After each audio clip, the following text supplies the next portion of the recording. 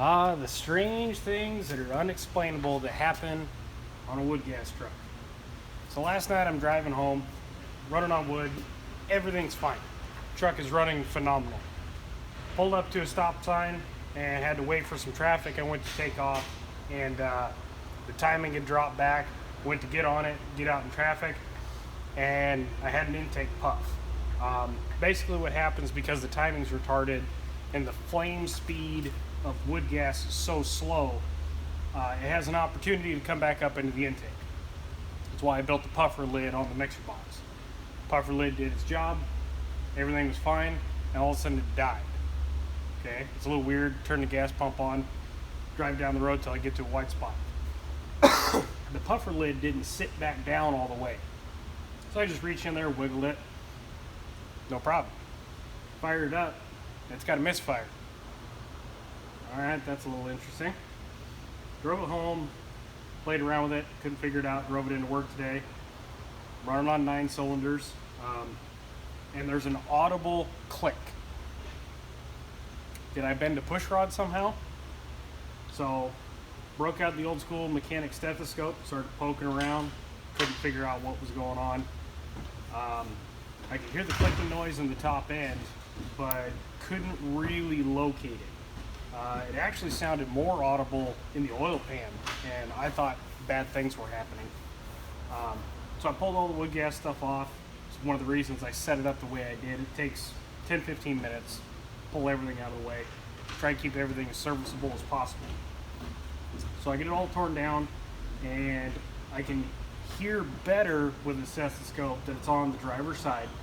So I pulled the valve cover off. Now, anybody that's played with these Magnum series of engines, these run rocker pedestals. So it's got a bolt that each one of the pedestals bolts down to the head with, and those are actually only pressed into this little piece of sheet metal, and if you look carefully, they can actually move. That's how they disassemble so that you can work on them. And there's the rocker pedestal itself. So that just kind of sits in this little plate here, just like that, with the rocker sitting on it.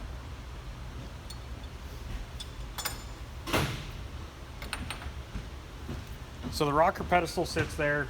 You got your push rod on one side and your valve on the other. As the push rod comes up, pushes the rocker, depresses the valve. In this instance, we're working with the exhaust valve on number 5, the very back cylinder. Of course, if you're going to have a V10, it's going to be the one that's underneath of the cowl that has an issue. I get the valve cover off, and I look over the rocker pedestal, and the far side one, this one on this side, is sitting crooked. Like, what in the hell? Shine my light back in there. It's sitting crooked enough that the push rod has popped out and is sitting over here, you know, not doing anything, not moving the valve. Now, these rocker pedestals, like I said, they each have their own retaining bolt. Passes all the way through everything, the whole assembly, and then bolts down to the head. So how in the world could this thing be sitting crooked? Made no sense. All right, time to tear it apart. Well, see how long that bolt is? That's the bolt that came out of the hole next to it. The one that had the push rod popped off. How in the world did that bolt break off?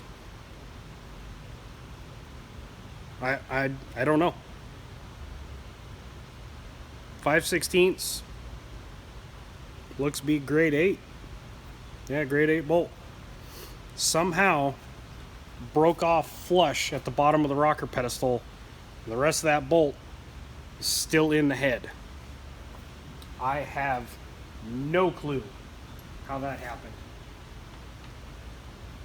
from just a little backfire. I got nothing. I've thought about this for 2 hours now. How in the world did that bolt just randomly decide to shear off? Unless the exhaust valve is completely stuck. I guess that's a possibility. But she was running fine. Little intake puff, all of a sudden dead cylinder and audible clicking noise. I got no clue. But I got to figure out how to get the rest of that bolt out of the head with almost no room. Then we'll get it put back together and see how it does. Now the even more unexplainable. I'm gonna see if I can get this on video for you guys, because more things don't make sense. Okay, so there is the broken bolt. See if there's actually a piece of the casting on the head that is missing as well. That would be missing because the bolt broke off down inside the thread. There was still some bolt engagement up at the top, but it wasn't enough, of course. Now watch, see if I can get this on video, please. Oh, come on, focus.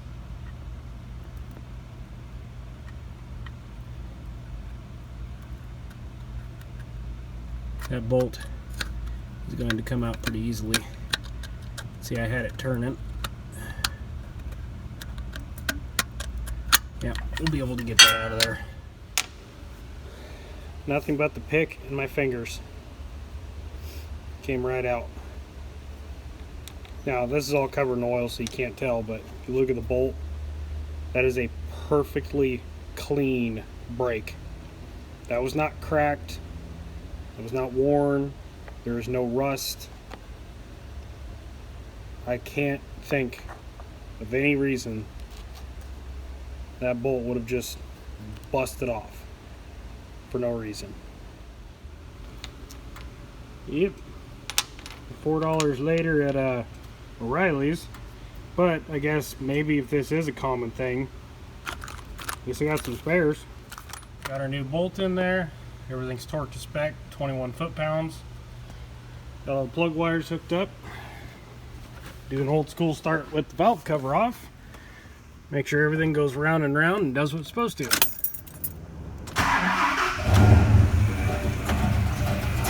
Ooh, running rough. I don't think I have the firing order correct.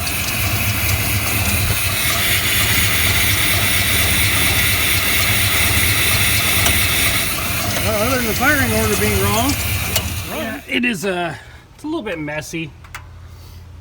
Fired up without the valve cover, but it tells you if you're getting oil pressure, which those rockers are full of oil. Cool. You can get them slammed back together. Oh, and the clicky noise is definitely gone.